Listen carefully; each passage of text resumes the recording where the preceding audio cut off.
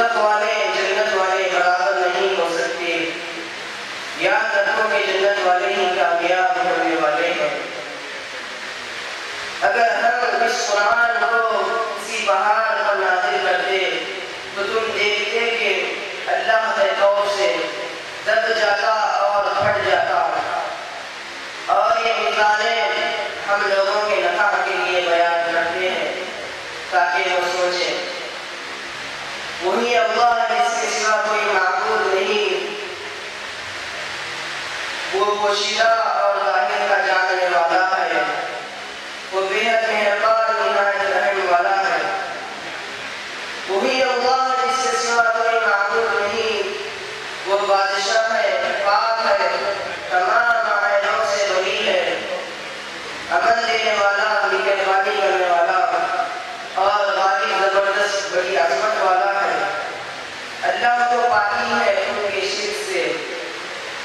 वही अल्लाह पैदा करने वाला और ठीक ठीक बनाने वाला और सूरतें देने वाला, और उसके अच्छे अच्छे नाम हैं। जो कुछ आसमान और ज़मीन में है सब उसकी तस्बीह बयान करती है। और वही गालिब अजमत वाला है, हिकमत वाला है। अस्सलामु अलैकुम वरहमतुल्लाहि वबरकातुहू।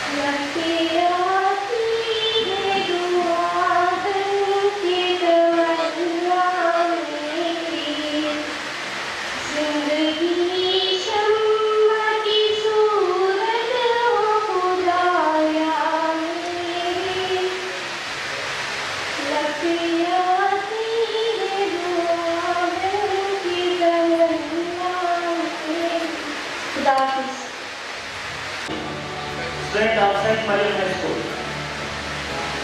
Because we don't have a projector over here, we can present on laptop. And I request all the students, please give us a rapid attention because there is going to be a great communicator. So I would like to request all the audience, please give her a rapid attention. Inshallah, you will get a lot of information out of her presentation, which will be last for 15 to 20 minutes. Over to Nirima. And I'm very happy to be a part of the Indian Federation for the Sport for the welfare. That means this program will ensure you how to go in a good path in your career. Fine. First of all, I would give thanks to Mr. Tahir sir for this wonderful opportunity. Today, I'm going to give you a small test. Don't worry, this is not an examination for you. I'll make you learn in a fun way. Okay? Exams is the website. We have designed.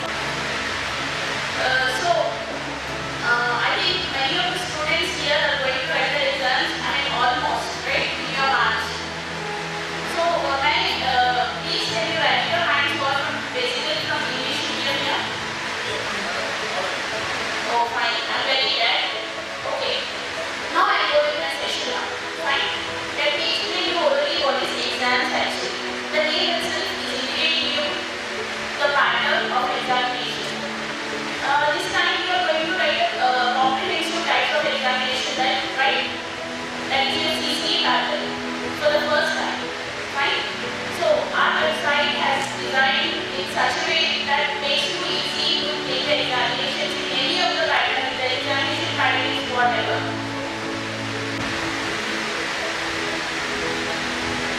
See, our website gives you examination where you can choose any language or any subject of your own. There is no compulsory evaluation. Then you will take the examination for the complete syllabus at a time. You can select any of the topics. Like in your English aptitude, you have many topics, right? Like intensive English practice, models, voices,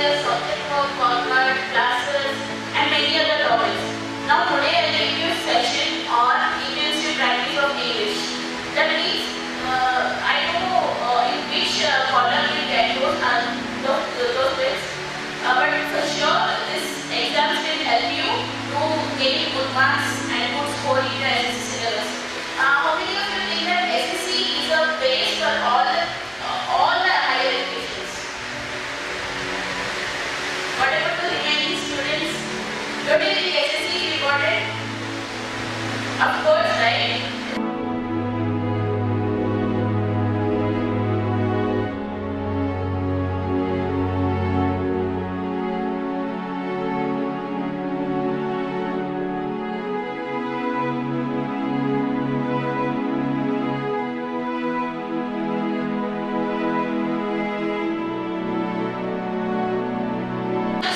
Victorian presentation है वो समझ में आएगा.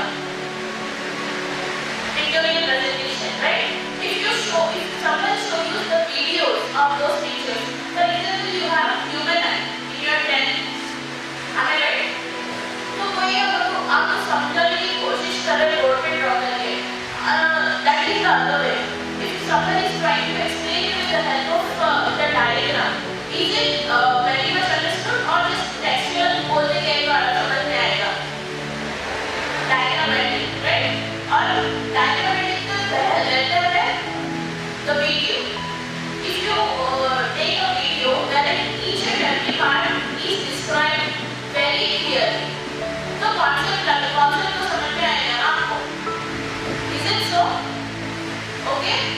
First section is the video-based comprehension, and the second section is the comprehensions. This time we are going to write the CC-based pattern. Am I correct?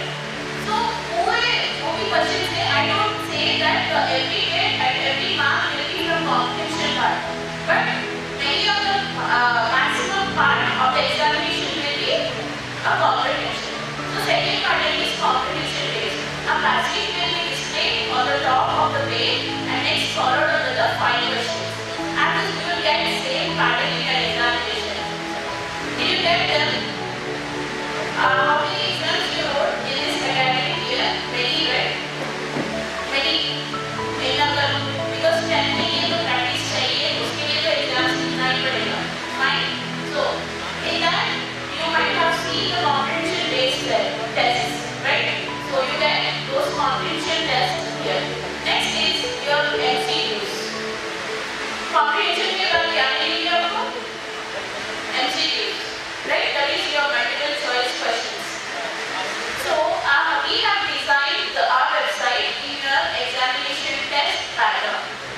जैसा आपको examination में questions पूछने जाएगा, वैसे ही हमारा website में design करके है according to the new syllabus. This time your syllabus has changed. I think everyone know that. But Sachin and Exam Request and Qureshi Sahab also to come on the dais. So Sachin Sahab to retire हो गए तकरीबन 6-8 साल. Here I'm a little bit tensed, of course. Okay, let me finish this session first. So I'll read out the questions. You just try to answer my question.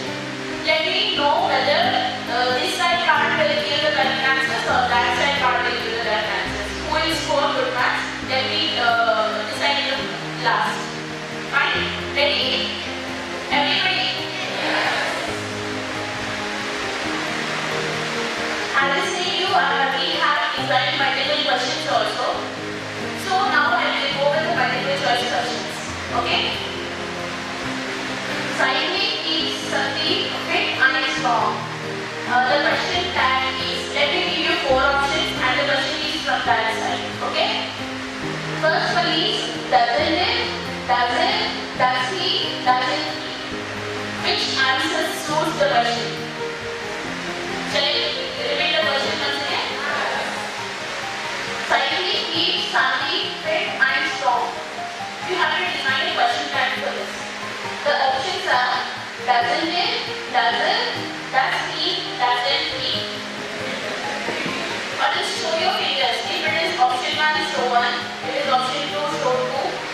If it is 3 or 4, show your fingers.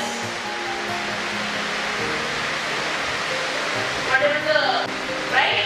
So I will take the answer as 4 because I can find maximum number as 4.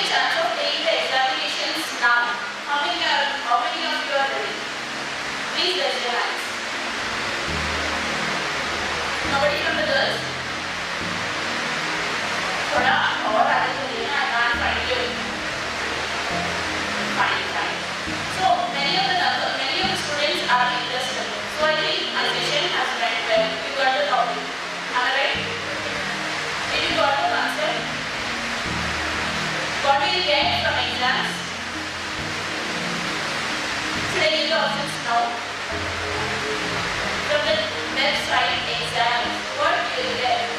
First, knowledge. Second, concept. 3, marks. 4, all the above. All the above, right?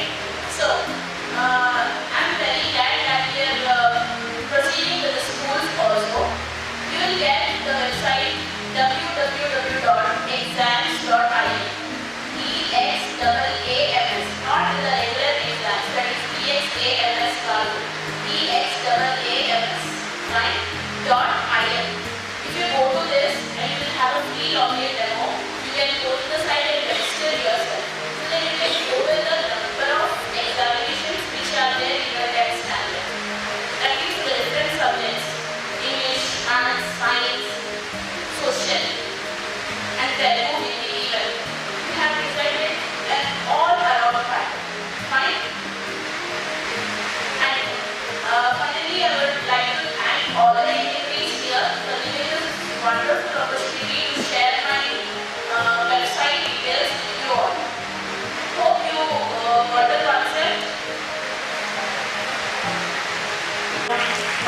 ये जो exam starting है, जो नया syllabus आपका जो आया है CC का, तो उसको मद्देनजर रखते हुए आपने जो वीडियो यानी ऑनलाइन ट्यूटोरियल जो आज के जो दुनिया में जो वर्चुअल दुनिया चल रही है, और बहुत सारे जो चीज़ें हैं, कोर्सेज है, एकेडमिक स्टडीज वगैरह बहुत सारे चीज़ वर्चुअल हो रहे हैं, तो डिजिटल मीडिया का बहुत बड़ा रोल है। तो उसको तकरीबन आपके जो 4 सब्जेक्ट है, इंग्लिश, मैथ, साइंस, सोशल, जो एग्जाम डॉक्यूमेंट में डिजाइन किए गए हैं, तो उसके नुमाइंदे पर यहाँ पर भी है, तो इंशाल्लाह आप लास्ट में जाते जाते उनको मिल सकते हैं। Now I would like to request जनाब Usman sir, chairman federation of Deccan federation of private school management and director Farah high school, to come over here and to present the annual report of Daccan Federation of Private School Management, Hyderabad. जनाब बशीरुद्दीन फारूकी साहब, जनाब M साहब, जनाब ताहिर साहब, doctor गुलेशन साहब,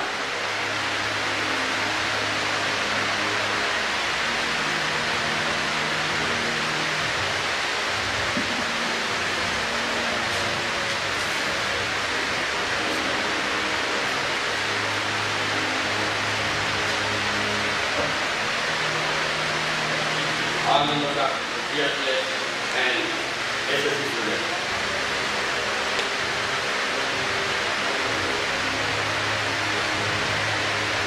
I would like to say about Mr. Bashruddin Farooqi Sahab. He is very popular and very active person. Janab Ahmad Bashruddin Sahab and PO.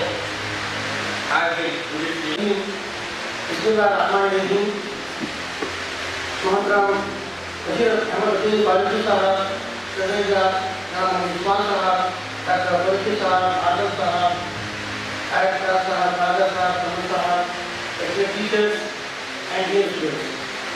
कुछ किए जाओ लेके नाम खुदा, कुछ किए जाओ लेके नाम खुदा, कुछ न करना बड़ी खराबी है। कामयाबी कोई चीज नहीं, काम करना ही कामयाबी है। आज का ये जो प्रोग्राम है टोटली उसका टॉपिक है career guidance. And career guidance में 2 टाइप है। First, before examination how to face exam, and after exam what after exam. इस टॉपिक पर हम हैदराबाद और डिस्ट्रिक्ट में और मुख्तलिफ मुकामात पर कई लेक्चर देते हैं।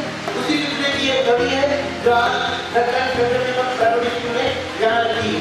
उसके बाद दूसरे बड़े जो प्रोग्राम से ऐसे प्रोग्राम करते हैं। तो डियर स्टूडेंट्स, आपके सामने जो एसएससी के लिए अपियर हो रहे हैं, एक पॉइंट मुझे पॉइंट भी है कि आज के लिए क्लासरूम एक लेक्चर आएगा तो लंबा भाषण में तब्दील है।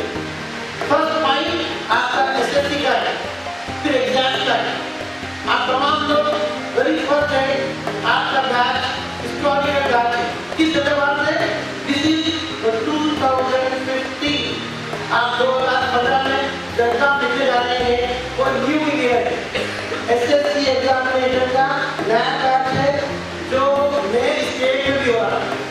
अब आप तेलंगाना स्टेट में हैं, आपको सर्टिफिकेट भी तेलंगाना स्टेट का मिलेगा।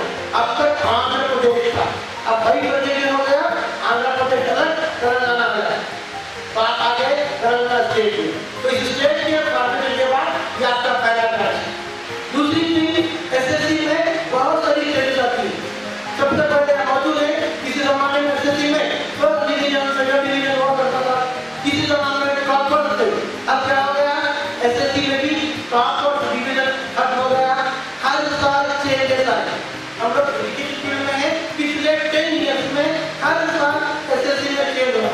पहले क्या हो गया, फर्स्ट आपका चेंज आया, एक सेंटर की जगह डिफरेंट सेंटर, उसको बोला है जम्बलिंग सिस्टम, एक स्कूल के डिफरेंट सेंटर के बाद बाहर कोडिंग, फिर आपके जो मार्क्स थे वो मार्क्स को बजाय डिवीजन के उसको ग्रेड कर दिया गया, ए ग्रेड, बी ग्रेड, बाद में फिर उसका A1 B1 ग्रेड कर दिया गया।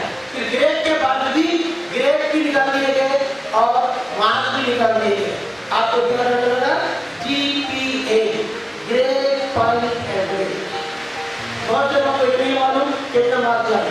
तो गवर्नमेंट कहती हर साल जो रिफॉर्म के हिसाब से चेंजेस करती आई, आज कोई स्टूडेंट ये नहीं कहता कि मुझे इतने मार्क्स आए। ग्रेड पॉइंट एवरेज में मार्क्स डिसअपीयर, मार्क्स बिल्कुल गायब हो गए। अब एक रेंज बता दे 92 to 100, अगर कोई इस रेंज में मार्क्स लाता है तो उसको ग्रेड पॉइंट दिया जाता है 10। अगर किसी को 10 मार्क्स है, 10 ग्रेड पॉइंट है, तो आप उसको 100 नहीं कह सकते, वो 92 भी हो सकता है, 94 भी, 98 भी। इस तरीके से 92 से 100 वालों के लिए 10 ग्रेड पॉइंट दिया। इस तरीके से पूरों का ग्रेड पॉइंट देकर रिजल्ट में उसका एवरेज निकाला गया, जो बन गया ग्रेड पॉइंट एवरेज। अब परसेंटेज भी नहीं है, मार्क्स भी नहीं है, सिर्फ ग्रेड पॉइंट है और रिजल्ट में आपको ग्रेड पॉइंट एवरेज है। लेकिन सुन लीजिए तमाम लोग, अब आपके लिए ये भी नहीं आता। अब क्या होगा, 2015 में GPA के बजाय अब आपको आएगा CGPA। आपका पहला बैच है, आपके पास एग्जाम लेवल दिया गया प्राइवेट गवर्नमेंट में। अब तक एक रेगुलर स्टूडेंट थे तो स्कूल में स्टडी करते, दूसरे जो प्राइवेट थे विदाउट स्कूल स्टडी। अब without school study private system को खत्म कर दिया गया, अब ओनली रेगुलर स्टूडेंट्स। क्यों, यहाँ पर भी आपको जो CCE सिलेबस आया CBSE पैटर्न का, वहीं पर इंटरनल मार्क्स 20 मार्क्स जो प्रोजेक्ट होते हैं वो स्कूल वाले देंगे, इसीलिए यहाँ पर सिर्फ रेगुलर स्टूडेंट्स ही है। इस तरीके से आपका एग्जाम का पैटर्न बदल गया। अब आपका जो एग्जाम होने वाला है, आपका जो बैच है वो न्यू सिलेबस और न्यू पैटर्न का भी पहला बैच है। इस तरीके से आपके पास दो हो गए, स्टेट का पहला बैच, नए सिलेबस का पहला बैच, नए पैटर्न का पहला बैच। तो पहले दिन में आपने बहुत बड़ा चीज कर दिया, वरना आप प्रीवियस पेपर्स को, बोर्ड एग्जाम के पेपर्स को देखते थे, अभी कोई एग्जाम नहीं, फर्स्ट एग्जाम आपको हो गया।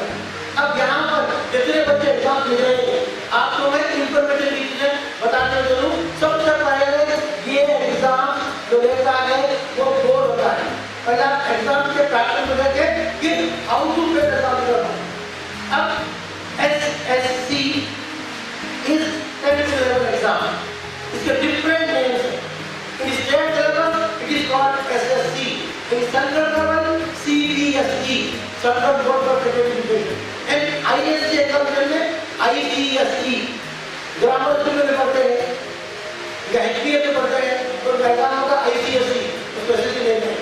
अगर जो सुल्तानपुर में या केंद्रीय विद्यालय में पढ़ता है तो वहाँ पर CBSE, और स्टेट बोर्ड में पढ़ता है तो SSC।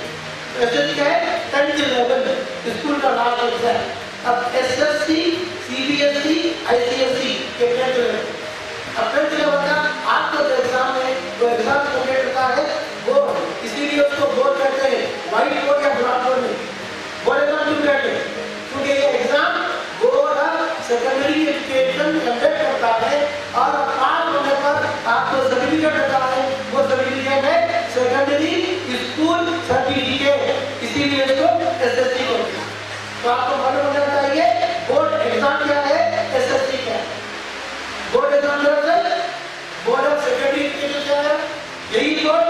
एग्जाम भी कंडक्ट करता है, यही और आपको पास होने पर सर्टिफिकेट भी देता है। अगर कोई ग्रेजुएट है तो डिग्री मिलेगी, तो बीए एग्जाम हो जाएगा, कोई डिप्लोमा होल्डर है तो उसको डिप्लोमा मिलेगा, किसी को सर्टिफिकेट मिलेगा। 8 वर्ष अगर पास होंगे तो आपको सर्टिफिकेट मिलेगा, क्योंकि सर्टिफिकेट फर्स्ट लेवल है, फिर डिप्लोमा रहेगा, फिर डिग्री रहेगी, पीजी। तो आपको तक रिपोर्ट कार्ड मिलता है, पास होने पर प्रोग्रेस रिपोर्ट मिलती है, अब आपको सर्टिफिकेट मिलेगा, इसीलिए इसको एसएससी कहते हैं। ये भी आपकी नॉलेज है। अब ये ओवरऑल सेकेंडरी एजुकेशन जो है एग्जाम भी कंडक्ट करता है, अब पास होने पर सर्टिफिकेट भी देता है, इसीलिए इसको बोर्ड एग्जाम कहते हैं, इसीलिए इसको मिलने पर एसएससी कहते हैं। यही पहले लेवल है मैट्रिकुलेशन सीबीएसई। अब आपके सामने एग्जाम से मुताबिक एक बता दीजिए जो भी अब मैं आपको बता दूं कि आज के जमाने में 5 टाइप के एग्जाम है, ये भी अपने नॉलेज के लिए, क्योंकि आज आप इंटरनेट कर लोगे।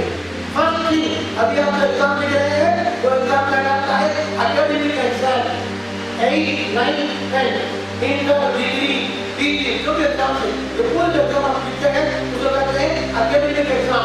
पास होने पर सर्टिफिकेट मिलता, डिग्री मिलती, डिप्लोमा मिलता। दूसरा एग्जाम होता है एंट्रेंस एग्जाम, आप एडमिशन पर्पस से EAMCET for engineering medical, last for LLB, ad set for BA, ad set for DA. तो जो सेट है कॉमन इंटरेस्ट या ईडी इंटरेस्ट है, ये होता है एडमिशन पर्पस से। किसी भी प्रोफेशनल कोर्स में कॉलेज के एडमिशन के लिए एग्जाम होता है वो एंट्रेंस एग्जाम। इसके बाद तीसरा एग्जाम होता है आपको रिक्रूटमेंट टेस्ट। आरआर के रेलवे का होता है, बैंकिंग के भी आईएलबी का होता है, स्टाफ सर्टिफिकेट का होता है, पब्लिक सर्टिफिकेट का होता है, इवन पुलिस डिपार्टमेंट का होता है, टीचर का होता है। तो रिक्रूटमेंट एग्जाम जो कॉम्पिटिटिव होते हैं, जहाँ पर आपको जॉब मिलता है एम्प्लॉयमेंट, तो ये गारंटी एग्जाम। अभी आप फर्स्ट लेवल पर हैं, अब इसी में आपको 2 चीजें बता दूं। अभी जो चेंजेस आ रहे हैं, हम आज की बात करेंगे 2015 की, फिर आज के फ्यूचर की बात करेंगे। आप 2020 में लिखेंगे 20 और उसके बाद के बाद तो वहाँ पर क्या आएगा। अभी जो एग्जाम हो रहे हैं ये academic exam, entrance exam, recruitment exam, ये भी 2 टाइप के हैं। एक ऐसा अभी आप देख रहे हैं pen paper pencil, that is called PPT, paper based test. लेकिन अब ये बहुत खत्म हो गया, बगैर पेपर के, बगैर पेन के, बगैर पेंसिल से आपको एग्जाम लिखना है, तो it is called CBT, computer based test. Exam में भी देखिए जेईई का होगा, बैंकिंग का होगा, उसको लिखिए हमने CBT, computer based test. Screen पर क्वेश्चन आएगा, एबीसी का आंसर होगा, आपको वहीं पर क्लिक करना। तो आप लोगों को मालूम है कि आपके फ्यूचर में आपको बगैर पेन पेपर के सीबीटी एग्जाम लिखना है, कंप्यूटर बेस्ड टेस्ट। अभी वो रिलीज हो चुके हैं। तो इस तरीके से ये 3 एग्जाम थे जो आपकी नॉलेज के लिए आए, जिसको मैं दोनों क्रेडिट किया। लेकिन मेरा main topic how to face exam से बैकग्राउंड का अबाउट एग्जामिनेशन और टेस्ट। अब आप आइए हाउ टू फेस एग्जाम की तरफ। अब यहाँ पर आपके सामने काउंटडाउन है, टुडे इज 29 जनवरी, आपका एग्जाम कब से स्टार्ट है? 26 मार्च इन तेलंगाना स्टेट। आपको गवर्नमेंट ऑफ तेलंगाना आएगा, टाइम टेबल भी देखेंगे, वेबसाइट पे भी, तो आंध्रा का अलग, तेलंगाना का अलग, आपका कंफ्यूजन इस तरीके से आपका एग्जाम। अब यहाँ से आपको काउंटडाउन, क्योंकि कई के बच्चों के लिए होता ना, आपका एग्जाम सर पर आ गया, सबसे बड़ा छत्र होगा, विज्ञान में सही होता है, करेक्ट है। अब एग्जाम की में हाउ टू फेस एग्जाम की जो बात है, आपको बता दूं मैं कि एसएससी एग्जामिनेशन में जब रिलेटेड स्टेट था तो टोटली 12 लाख एग्जाम देते बैठते थे, और उसका रिजल्ट जो आता था वो 89 to 90%। और जो फेलियर होते उनके लिए भी साल को सेव करने के लिए इंस्टेंट एग्जाम होता, एडवांस सप्लीमेंट्री होता, वो पास करने के बाद इंटरव्यू एडमिशन दे सकते, आपका एलिजिबिलिटी सेव होता। सप्लीमेंट्री बर्बाद हो गया, एडवांस सप्लीमेंट्री इंस्टेंट गया। अब बच्चे जो है पास या फेल की जो बात करते हैं, आज बच्चों का IQ इतना बढ़ गया है, मटेरियल इतना मिल रहा है कि बच्चों को पास होना आसान और फेल होना मुश्किल है। अब हम जो बात करते हैं टॉपर्स की, फेल की बात नहीं, अब फेल भी नहीं हो, अब पूरे पास हो, पास के लिए PPT क्या करना पड़ता है आपको? प्लानिंग प्रिपरेशन टू पास। अब सिर्फ यहाँ पर आपको सही प्लानिंग करना, सही प्रिपरेशन करना, पास होना। अब ये इतना रिजल्ट नहीं हो रहा, अब हम अपन से तजिया करते हैं, एनालिसिस करते हैं, तो आज से 80 के पीरियड में 48%, 50% रिजल्ट, अब 90% आ रहा। इसकी वजह क्या है? इसकी वजह सबसे पहले आज मटेरियल बहुत ज्यादा मिल रहा है। अब तो सीरीज मिल रहा है, वेबसाइट मिल रहा है, क्वेश्चन पेपर मिल रहा है, तो हमारे क्लास में क्वेश्चन देते हैं, वो कभी आपको मटेरियल देंगे। तो इतना ज़्यादा मटेरियल मिल रहा है तो बच्चों को आपका पास होना बहुत आसान है। अब न्यू सिलेबस से आपका पहला एग्जाम है और फर्स्ट टाइम आपको ये लेक्चर रखा गया। ये जो ब्रिक्स है it is not only for your SSC exam but in future all exam. इसके बाद जब भी आप एग्जाम दीजिएंगे तो पूरे एग्जाम बोर्ड के यूनिवर्सिटी के होंगे, क्योंकि यहाँ से आपका लाइफ चेंज हुई। अब तक स्कूल वाले लेते थे, अब बोर्ड लगा, इंटर का एग्जाम भी बोर्ड लगा, डिग्री का एग्जाम यूनिवर्सिटी में। इसलिए एग्जाम के आपको बाहर से आते हैं। तो ये जो टेक्निक है, आपको बुकिंग बता दी है, वो आपको फ्यूचर में आने का काम आने वाला है।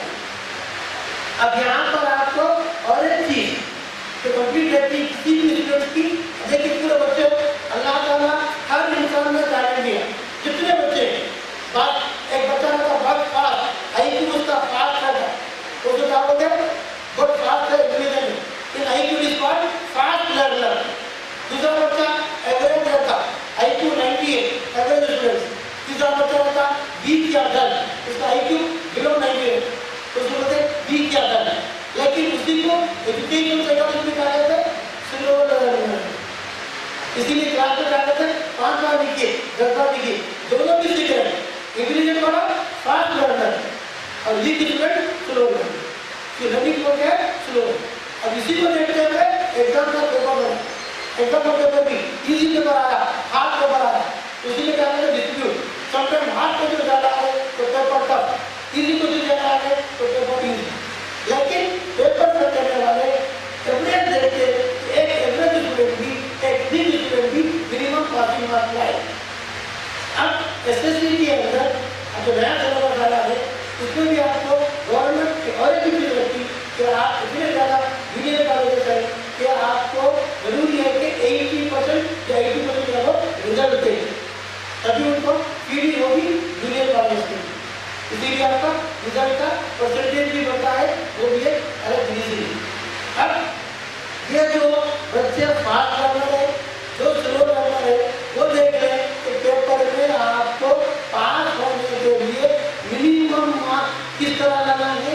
हर सब्जेक्ट के पेपर के आप जो इजी है सबसे फर्स्ट पॉइंट पास होने के लिए पूरी प्रिपरेशन आपकी तैयारी मिनिमम 45 मार्क्स।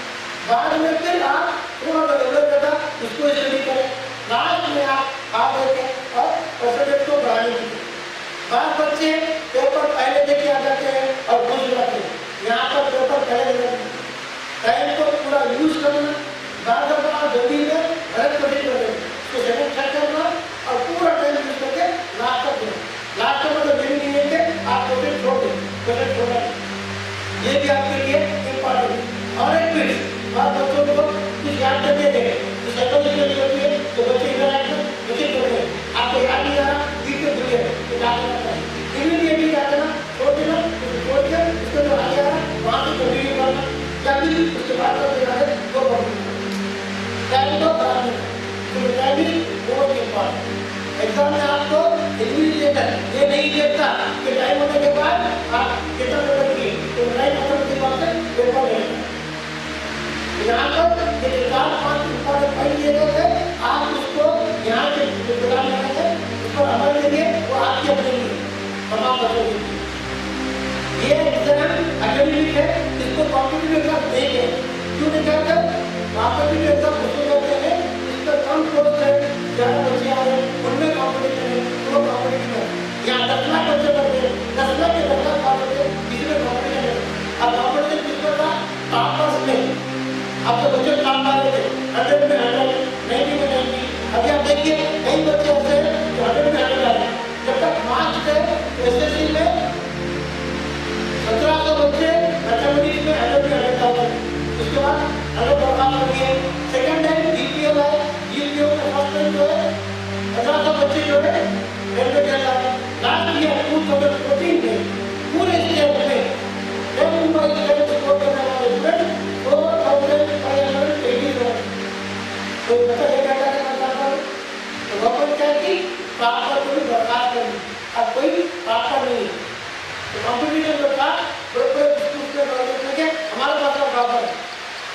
कोई टॉपर ले रहा है तो स्टेट के अंदर राज्य में हमारा बच्चे टेम्परेरी स्कोर। अब आपको जो मिलने वाला है पूरे बच्चे के लिए आपको 20 मार्क्स आपके स्कूल के हैं, 80 मार्क्स का पेपर है, 6 सब्जेक्ट है। अभी जो पैटर्न आता है 6 सब्जेक्ट में 11 पेपर है। तेलुगु के समाचार मौजूद है। तेलुगु के लिए भी इस बार 30 मार्क्स कर लिया गया है, रिप्रेजेंटेशन दिया गया गवर्नमेंट पर। और गवर्नमेंट ने पिछले साल किया अभी भी नाम तेलुगु के लिए 20% में ही आधार दिए ज्यादा आपको 20 मार्क्स वाले कोई तेलुगु में बात होंगे। तेलुगु का एक ही पेपर है, दोनों पेपर मिलाकर मार्क्स दिए जाते हैं। पहले तो 0 लिखा था, उसको नहीं था क्या दोनों पेपर के पास अब इस तरीके से आप जो 2015 का एग्जाम होने वाला है वो एग्जाम में टोटल 11 पेपर है और हर पेपर 40 मार्क्स का है। दूसरा पेपर भी 40 मार्क्स का है, 20 मार्क्स आपको इंटरनल में दिए जा रहे हैं और ये 40 मार्क्स का आपको 80 में से 20 से बनाना होगा और ये 20 में 7 आना होगा, तभी आपको मार्क्स काउंट करते हुए मार्क्स बनाना होगा।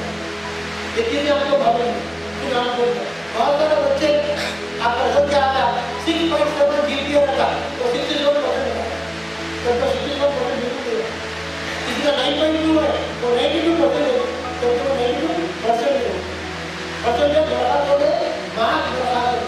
अभी आपको भी सीजीपीए है, सीजीपीए में इंटरनल में 20 मार्क्स और मार्क्स के 80 मार्क्स और दोनों में 40 मिलाकर 80 में 27 क्योंकि आपका पहला एग्जाम होने वाला है। स्टेट में है, आगे में है, आप पूरे पैटर्न को देखते हुए कम से कम 27 आए और ये भी सुन ले पूरे बच्चे कि आप बताइए हम तो स्कूल में 20 में 19 में जाएंगे, हम वहाँ पर जाते थे 20 मार्क्स आएंगे तो पास, लेकिन जमीनी इसके लिए जीवन में क्लियर है कि आपको 80 में 27 मार्क्स लाने पर ही आपके इंटरनल मार्क्स काउंट किए जाएंगे। पूरे बच्चे नोट कर ले 27 आपको स्कोर करना है आउट ऑफ 80 और तेलुगु में 16 स्कोर करना है 80 में, तभी 4 मार्क्स होगा। उसके बाद जितने बढ़ के लाएंगे तब ये पूरे मार्क्स काउंट होंगे। अगर ये नहीं कि आप जो है इसको बजाय 27 के 26 लाए और यहाँ पर आप 19 लाए तब होंगे। ये भी पूरी चीजें आपके मालूम आती है कि आपका फ्यूचर है, फ्यूचर है। तो मैं क्योंकि यहाँ पर बहुत से बच्चे बहुत से बच्चे भी हैं और मेरे पास कर दिया गया था, मैंने पूरी कोशिश की कि आपके सामने मैं बात बता दूँ क्योंकि ये मेरा जो कैरियर का आउटपुट टॉपिक होता है इस टॉपिक पर सिर्फ स्टूडेंट को बजाय लेक्चर देने के इंटरेक्ट करते हुए उनसे भी समाधान करना, उनके जो डाउट है उसको क्लियर करना, क्योंकि आप लोग डाउट फुल होते हैं। हम चाहते हैं कि आपके डाउट फुल जो है डाउट फुल करके डाउट क्लियर है और आप लोग जो टाइम लेंगे वो टाइम फुल है। इस तरीके से मैं चाहूँगा कि आप अपने डाउट को क्लियर करें और जो फाइल बताएंगे उस पर अमल करें और इस साल जैसे हमारे बड़ा स्कूल के स्कूल है वहाँ के छात्रों ने 10 स्कोर किया था। एक स्टूडेंट ने पूरे स्टेट के छात्रों के वो रिकॉर्ड बढ़ा रहे हैं। आप तमाम लोग भी कैलकुलेट कर रहे हैं। शुक्रिया।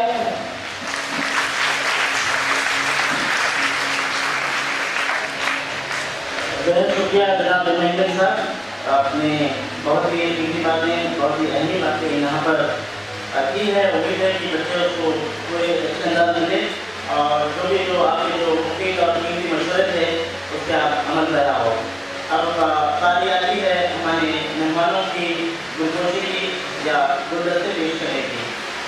अब मैं गुजारिश करूँगा जनाब उस्मान साहब, chairman traditional second tradition of private school management, वो जनाब अहमद बशीरुद्दीन फारूकी साहब को गुलदस्ता या बुके पेश करना है। जनाब उस्मान साहब, जनाब अहमद बशीरुद्दीन फारूकी, माहिर जानी महमी साहब को गुलदस्ता। अब मैं गुजारिश करूँगा जनाब सोहेल साहब से और जनाब कौर साहब को बुके पेश करवाएंगे। जनाब शकील साहब तो जनाब डॉक्टर बाबर फैसल सर को और रुमान साहब को, यहाँ हमारे दरमियान जो लास्ट टाइम सारे कंप्लीट हो चुका है और बहुत सारे यहाँ पर पैरामेडिक्स में मेडिकल में तो टावर है 10 साल सारे मौजूद है। मैं गुजारिश करूँगा वो उस्मान साहब उस लड़की को अपना खाजा साहब वो मुदत साहब साजिया सूफी को पेश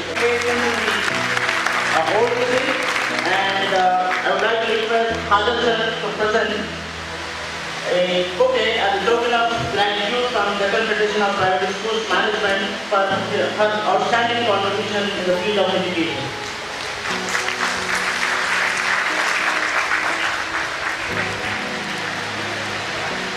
और मैं तमाम हजरात से उम्मीद करूंगा इंशाअल्लाह उसको अधिकार यहाँ पर तो आप कोशिश करें उसको सही क्वालिटी की और उसको तोड़ने की इंशाअल्लाह लगेगा हम लोग साथ में गुजारिश करूंगा और शहरी को तशरीफ लाएं।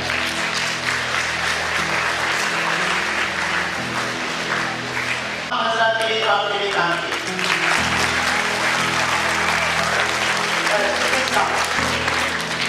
अब उस्मान साहब का हुक्म हुआ एक्चुअली भाई जो है एंकरिंग में ज़्यादा मशहूर हो गया लेकिन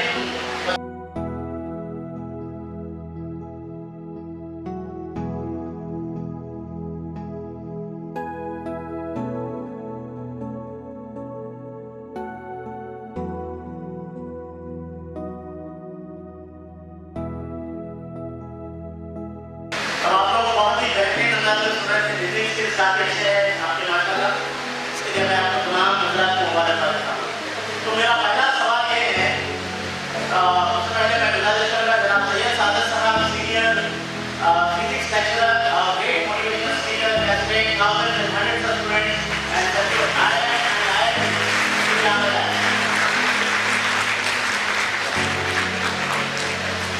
तो पहले हम ये जानना चाहिए जैसे कि एग्जाम हमारे 25 मार्च से शुरू होने वाले हैं तो हमारे लिए डेडलाइन बनाना चाहिए और इस डेडलाइन में हमारा जो टारगेट होना चाहिए एटलीस्ट 9 GPA से ऊपर तो कैसा करना है 15-20 मिनट में अहम बात आपको बता दूंगा क्योंकि मेरा और सादत साहब का प्रेजेंटेशन 3 घंटे रहता है लेकिन आपके 3 घंटे नहीं लेंगे हम लोग इंशाल्लाह 15-20 मिनट की बात तो पूरे पानी से आपको बता दूंगा। तो मैं समझता अभी हॉस्पिटल से आने से तो अचानक एक छोटी बच्ची को रोड में देखा और उस हॉस्पिटल में हम पहुंचे तो पता चला कि वो बच्ची अभी अभी पैदा हुई थी and just she was born और इत्तेफाक ये भी वहाँ वालिदा के साथ मिलने का मौका मिला और अजीब इत्तेफाक के साथ उनके वालिद साहब बहुत ही गोरे आदमी थे लाइक हमारे इंग्लिशमैन और उनके वालिदा बहुत ही कायदे में मेरी तरह आप मुझे ये बताना है कि वो बच्ची के दांत के कलर क्या हो सकते हैं वाइट टीचर बोले बेटे आइयों के जोरदार खाने वाले और कौन से कलर हो सकते हैं हाँ तो समझ में आएगा ना अब बात करने से पहले सोचना है समझना है और करना है फिक्र करना है वही चीज़ है जस्ट बात मेरी अभी अभी पैदा हुई है जब उसके दांत नहीं करेंगे तो कभी काम करेंगे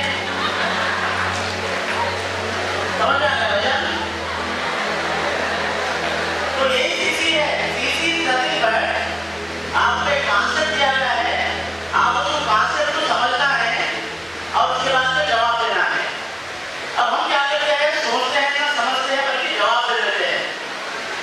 अब आपको मालूम है ना हैदराबाद की जो तहसील है बेहतरीन तहसील है लेकिन हैदराबाद की उर्दू को भी और बाद जो अंग्रेजी को भी हम जनाजा लिखाते हैं वो कैसा लिखाते हैं देखिए आप तो अपने पास ऐसे वर्ड है उर्दू का कोई ताल्लुक नहीं है इसके साथ जैसा कि लखो अन्नू खाओ कैकू कोई रिलेशन नहीं है लेकिन हमारे जो तकलीफ तहसील में मिल गया है। अब उसके बाद में अंग्रेजी का जनाजा कैसा निकालते हैं फैना ट्यूबा लाइटा अगर बात तो अंग्रेज रह गया ना चक्कर नहीं बढ़ा था नहीं तो बराबर ये लफ्ज़ों हम लोग के थोड़ा सा चुटकुला याद आया एक उत्तर प्रदेश वाले साहब बहुत ही फसीह और बड़ी उर्दू बोलते हैं तो चारमीनार देखना भी बोला तशरीफ लाए अफजल एक्सपर्ट है ये अब आप पूछे अपने फसीह उर्दू में भाईजान मुझे बताइए कि चारमीनार के लिए यही कहा जाता है रहा के माने रास्ता अब हमारे हैदराबाद स्मार्ट में ठहरे गए उन्होंने बताया हो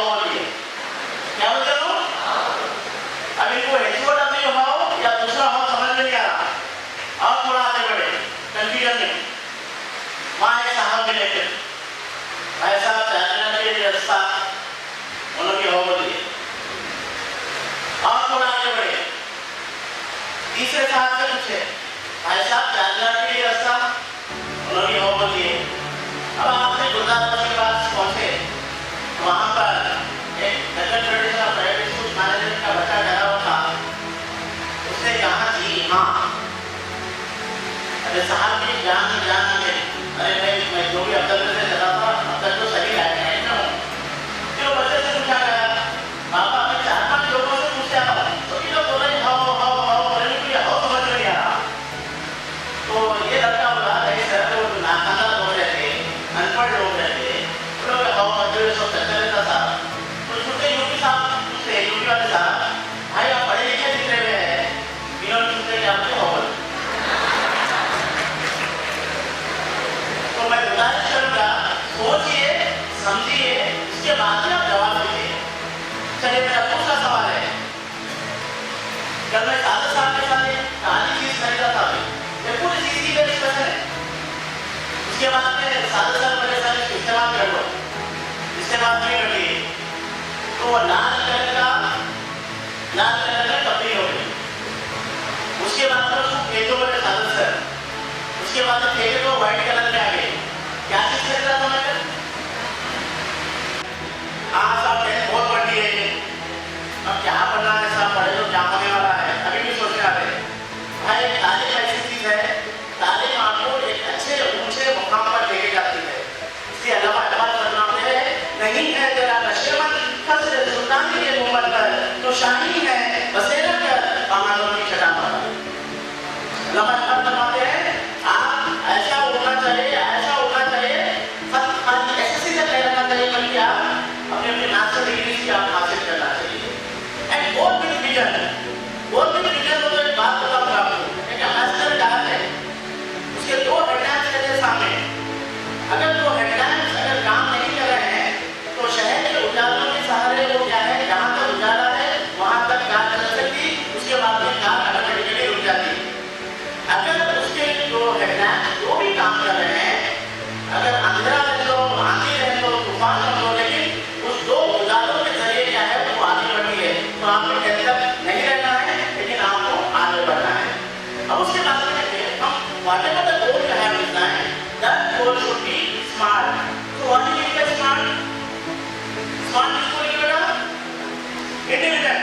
एक्सपीरिमेंट सेशन में पूछा था what do you mean by smart? वो तो बच्चा बोला नहीं साहब ये तले पे 5 मोटा नहीं तले पे पहले लाओगे equal to smart. So we are not talking about that smart.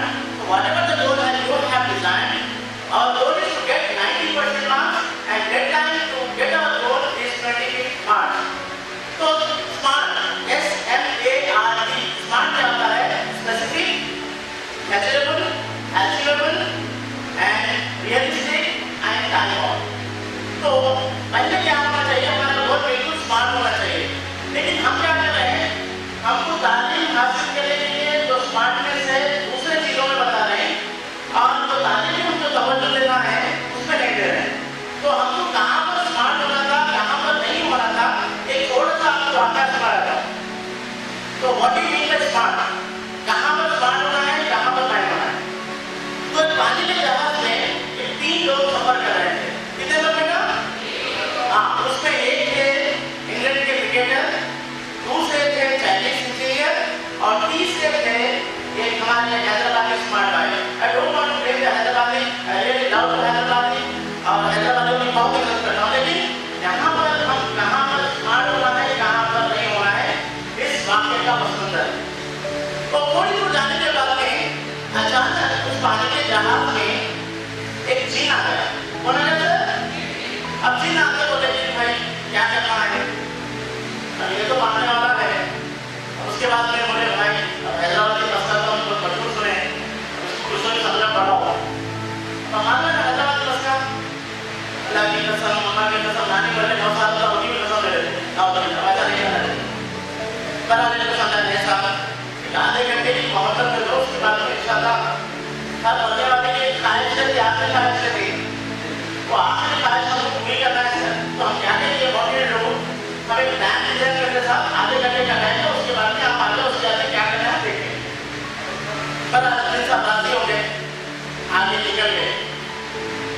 फिर आगे जाने का टाइम हुआ, टाइम सब 3 साल बाद अब हैदराबाद में बात बुला दिया साहब अपन तीनों मिलके साथ चारों मिलकर अपने गेम खेलेंगे सर। एक गेम में जो भी कामयाब रहेगा सर उन्हें मार देना, उन्हें आउट हो जाना। तो जिन साहब मुझसे क्या गेम है, हम 3 हज़ार में था, हम तीनों मिलके क्या करेंगे, एक किसको समंदर में फेंकेंगे, आप उसको लाने में कामयाब हो गए तो आप कामयाब, लाने में कामयाब नहीं हो तो हम तीनों मिलके आपको मार देंगे। जिन साहब मुझे हो गए भाई एग्री, अच्छा है मिलियन से मिलियन। तो पहली बात क्या है हमारी इंग्लैंड क्रिकेटर थी, तो उन्होंने क्या करे काफी 40 जन के कोर्ट के जैसे निकाल के फेंके, जिनसा ड्राइव मारे डाल लिए पहली विकेट। अब सेकंड बैट्समैन चाइनीज इंजीनियर दिमाग का बुला रहा था, फंसा निकाल था, उन्हें बोला मैं 40 तो डालिया ऐसी चीज करूंगा जिन आउट ही होना। उन्होंने क्या करे चाइना के शूट निकाले उसको फेंके, जिनसा फिर ड्राइव मारे वो भी डाल दिए। सेकंड बैट्समैन एलबीडब्ल्यू बचे हुए कौन है, हैदराबाद स्मार्ट भाई बहुत स्मार्ट।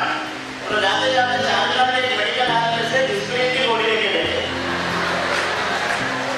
अब कौन डाला सर, कौन डाला कहीं कौन डाला सर, हाँ ऐसी होशियारी में बहुत आगे है सर। ऐसे स्मार्ट काम करो 99.9% करेंगे, मार्च से लेकर तो मार्च तक तालीम हासिल कर रहे हैं सर। वहाँ पर हम क्या है फोकस की, तो हमारा फोकस क्या होना चाहिए सर, अच्छे शैतानी कामों में नहीं बल्कि अच्छे कामों में होना चाहिए। करिए ना बच्चे क्या हाँ whatever goal you have designed, it should be very specific and it should be measurable.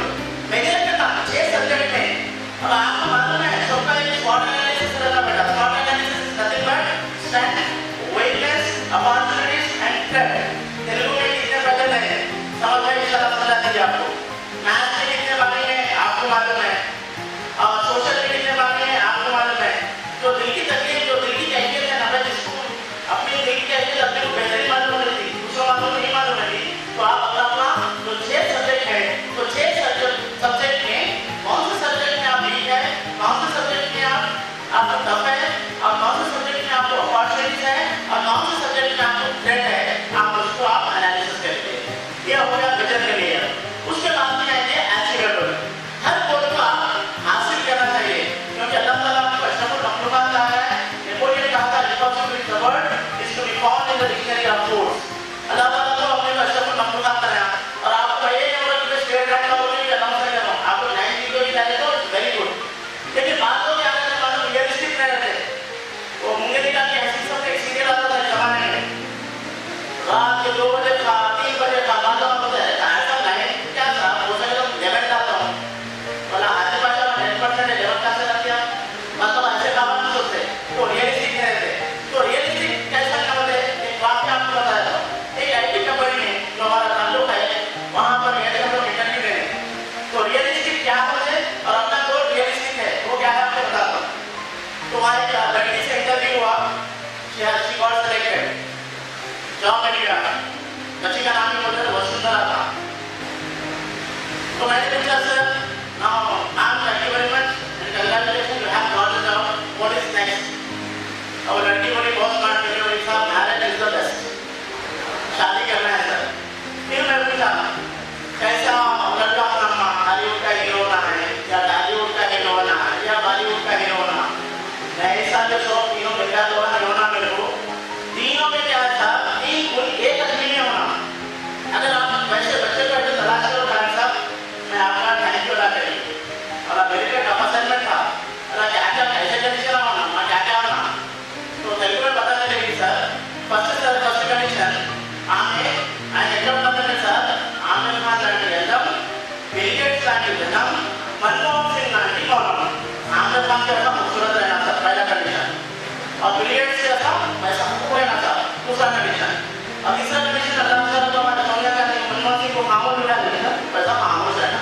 Gandhi ji को मिलता था वो बहुत रियलिस्टिक गोल है नहीं है, लेकिन अपना गोल 90% अपना गोल रियलिस्टिक गोल है, अपन इंशाल्लाह उसको हासिल कर सकते हैं। एंड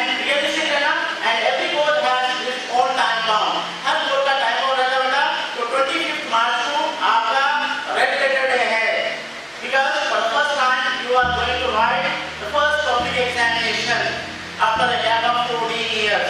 हर साल हम लिखे हैं, तो ये भी कोई बड़ा नहीं है, रॉकेट साइंस के बारे में नहीं पूछ रहा है, आपको सिलेबस को थोड़ा सा ट्विस्ट करके पूछ रहा है, तो आपको उसको समझना है, सोचना है और विकल्प करना है, आपकी क्रिएटिविटी को ऐड करना है, उसके बाद में आपको एग्जाम को रीड करना है। ये हो गया। अब उसके बाद में सर अगर 50 मार्क्स में हमारा 90% आ गया, तो अगर 40% मार्क्स आपको 9 बचाने के लिए अगर आसान करना है, तो मैं चाहूँगा आप 5 जो रिश्तेदार है, आपके अहम रिश्तेदार है, उसके बाद ऐड कराओ डुप्लीकेट रिश्तेदार, डुप्लीकेट कजिन्स। एक ज़माने में जाने भाई मेरे भाई के साथ बहुत मिलते थे, लेकिन मौजूदा ज़माना उतना जैसा कि ग्लोबलाइजेशन होने के बाद में क्या है, सिस्टम आ गया, तो कई फैमिली छोटे छोटे शहर में आ गए, लेकिन बहुत सारे फैमिली अभी जॉइंट फैमिली है। लेकिन हम क्या करें, इस ओरिजिनल ब्रदर्स को छोड़ के क्या करें, हम 5 डुप्लीकेट कजिन्स को ले लिए। वो 5 डुप्लीकेट कजिन्स से क्या होगा ना, हमारा 40% जो मार्क्स है वो डाउन हो जा रहे हैं। और उसके अलावा इस 5 सी को लेकर खानदान वाले परेशान, टीचर परेशान, मैनेजमेंट परेशान, हर कोई परेशान है। तो मैं गुजारिश करूंगा, क्योंकि इन 5 जो आपके जो डुप्लीकेट कजिन्स है, ओरिजिनल कजिन्स से आपको रिश्ता नहीं तोड़ना है, इसलिए नहीं तोड़ना है, रिश्ता तोड़ना बहुत बड़ा गुनाह है, गुनाह अजीम है और जहन्नमी है। इसलिए मैं कह रहा हूँ डुप्लीकेट कजिन। कौन से कजिन है? जो सी से शुरू होते हैं। तो पहले कजिन है आपके सत्तों भाई, इससे दूर रहना है। सेकेंड कजिन है आपके क्रिकेट भाई, इससे दूर रहना है। थर्ड भाई आपके सिनेमा भाई, इससे दूर रहना है। चौथे भाई आपके टेबल भाई, इससे दूर रहना है। 5वें भाई आपके हैं चाइनीज भाई, इससे आपको दूर रहना है। ये 5 चीज से अगर आप दूर रहेंगे तो इंशाल्लाह आपकी पार्टी जो मैं बोलता हूँ चलने के मार्ग से वो आपको आसानी से आएंगे। अब इससे नुकसान क्या होगा आपको बता रहा हूँ। अब सेलफोन भाई है, सेलफोन आने से क्या होता है, हमारी जो दिमाग की सोचने की जो सलाहियत है वो खत्म हो चुकी है। अब कुछ भी समझ में नहीं आता, क्योंकि इन्फॉर्मेशन देते क्या है, बच्चे जाते हैं जाके इंटरनेट खोल देते हैं, उसके बाद में शुरू करते हैं गूगल माता को सब कुछ आता है, गूगल हमारी माता है, गूगल को सब कुछ आता है, सब टॉपिक है, no doubt. Internet and website definitely give an information but not knowledge. आपको इंफॉर्मेशन मिल जाएगा लेकिन नॉलेज नहीं मिलेगा। और इंफॉर्मेशन एक अलग चीज है, नॉलेज एक अलग चीज है। आज तो नॉलेज लेने के जॉब मिल रहे हैं, हर साल जो है ना 80% जो इंजीनियर्स है ना रोडों पे करे, इसलिए रोडों पे मिल रहे हैं। तो there is a huge gap between the university education and the industrial education. Second, we are lacking of soft skills and life skills and other skills. So we have to upgrade this skill, we have to enrich this skills, and unfortunately this skills are not important by any education institution. लेकिन आप CC के बाद वो आ रहा है। तो पहला जो चीज है सेलफोन से क्या हुआ, एक जमाने में हमको 100 नंबर याद रहते थे, 100 नंबर हमको याद रहते थे, लेकिन आज एक भी नंबर याद नहीं है। इवन आपका मोबाइल चला गया तो you can not reach to your wife because you don't know eligibility हो गए। And education is entirely different. सरल है, तो अपन क्या करेंगे सर, 6 थाली मारेंगे, उसके बाद में 6 यूनिट टेस्ट को बगल में रटे हुए याद करेंगे। 6 थाली और उसके बाद 6 यूनिट टेस्ट, राइट। इसका नाम है तेलुगु में चपट्टू पट्टू आंसर पट्टू। क्या नाम है इसका? चपट्टू पट्टू आंसर पट्टू। आठ का पट्टा मालूम सोचता है 6 क्लास में सर कितने मालूम सर? ऐसी थाली मालूम सर कम से कम 4 का 10 मिनट जाए। राइट, 6 चलिए what do you mean class? थाली थाली क्लास की स्पेलिंग क्या है सर? CLAT। क्या होगा सर? CLAT class. चलिए सर, C बोल के मारिए सर, L बोल के मारिए सर, A बोल के मारिए सर, P बोल के मारिए सर, बन गया क्या सर? क्लास। चलिए C से शुरू होने वाला यूनिट टेस्ट का नाम बताइए। Chandigarh, very good. चलिए L से शुरू होने वाले का नाम? लक्ष्य। A से शुरू होने वाले का नाम सर? रट्टा बड़ा सर। C पर, L पर, Sorry, and I'm going to go on it. बच्चे लिखे सर दो ED 2 सर जो कोई भी नहीं देख रहा है, तो उसके साथ में E पर दामन नहीं E पर नहीं या E पर दामन लगना है। तो 6 ताजा वाले वो क्या करते सर, बगल में क्या करते 6 यूनिट टेस्ट को हम याद करें। तो इस तरह के बहुत सारे काम करते हैं बेटा, ये टाइम इज वेरी शॉर्ट। कहा चीज है तो अगर अपन रटे आंसर को याद कर सकते हैं तो आपसे गुजारिश करूंगा आपको दो चीजें बताई है। इसके बाद पोस्ट वीडियो हमारे पास मौजूद है। ये अब्दुल समद साहब जो तेलुगु के माहिर पंडित है जो इनके जो मॉडल पेपर जो डिजाइन किए हुए हैं अगर वो मॉडल पेपर भी आप दे सकते हैं या उसको हल कर सकते हैं तो definitely you will get more than 50% marks in upcoming examination. और दूसरे तो हमारे स्पीकर से ताकत साहब है और उसके बाद सैयद सादिक साहब जो सैयद सादिक साहब पूरे हिंदुस्तान में मशहूर और मारूफ मोटिवेशनल स्पीकर है और सीनियर बिजनेस लेक्चरर है और आपके हजारों शागिर्द जो आईआईटी और आईआईएम में आपके शागिर्द मौजूद है। तो इसी तरह का डिसिप्लिन आप कायम रखें तो इंशाअल्लाह 40-45 मिनट के अंदर सेशन को हम वाइंड अप करेंगे। तो मैं इस दुआ के साथ खत्म करूंगा। तमन्नाएं कामयाबी गर तेरे दिल में है, तमन्नाएं कामयाबी गर तेरे दिल में है, तलबे ऐश न कर ख्वाहिशे आराम न कर, तलबे ऐश न कर ख्वाहिशे आराम न कर। जज़ाकल्लाहु खैरन for giving me such a wonderful and patient listening. May Allah bless you with bounty of mercy and everlasting life. Thank you. Jazaakallahu khairan. Students, parents, teachers. Assalamu alaikum warahmatullahi wabarakatuh.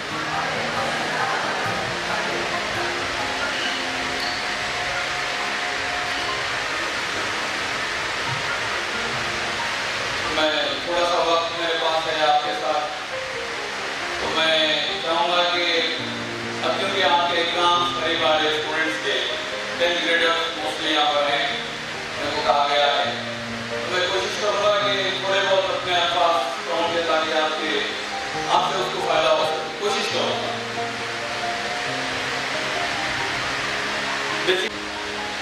Examination की date आ गई तो पढ़ना चालू होता है। Examination है तो सुबह में एग्जाम है मैथमेटिक्स का तो रात में मम्मी को बोलते बेटे मम्मी मेरे को सुबह में एग्जाम है 9 बजे का रात में 3 बजे उठा दो।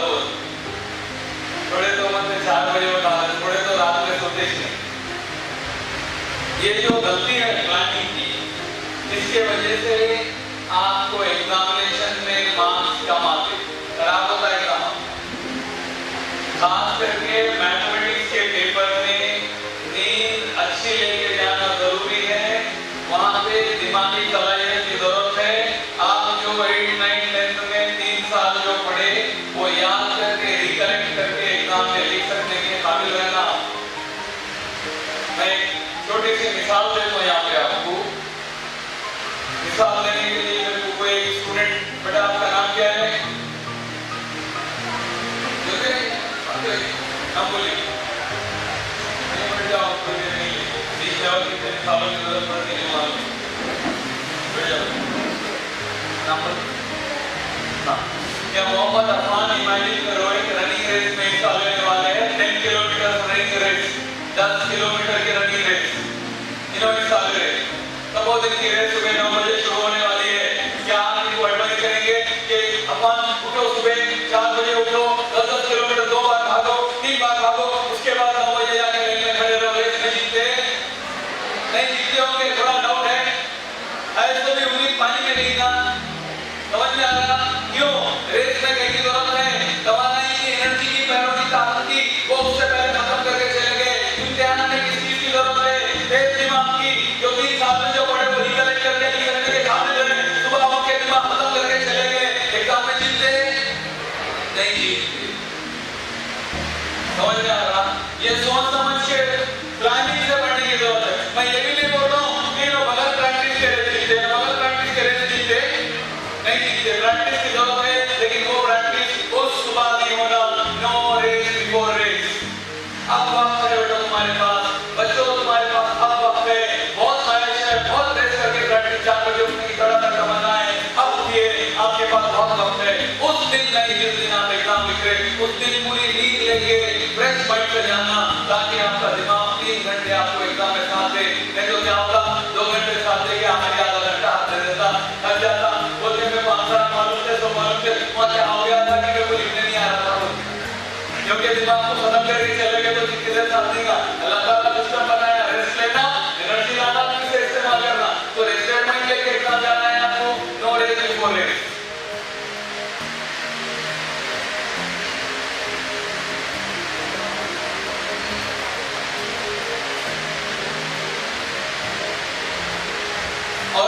मैं खास करके 10th ग्रेडर्स को ये बात कहूँगा कि बेटे आपके एसएससी एग्जामिनेशन हो गए तो आप ये मत समझो बिल्कुल कि अब हमारी पढ़ाई खत्म हो गई, एग्जाम हो गया।